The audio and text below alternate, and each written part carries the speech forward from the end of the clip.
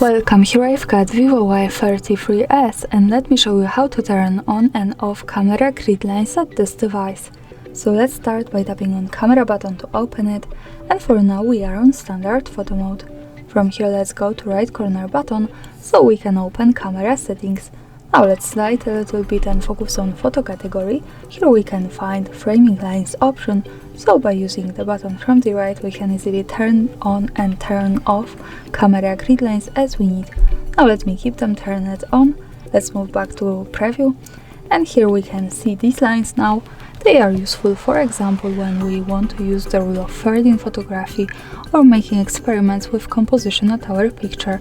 And of course remember that the grid lines are not visible at the real photo, so when I take a picture and when I go to left button that follows us straight to the gallery, we can't see them, so they are only to help us taking better photos.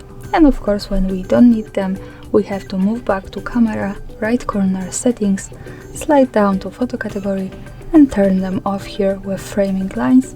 So for now in the preview the grid lines have gone. That's all, thanks for watching, subscribe our channel and leave the thumbs up.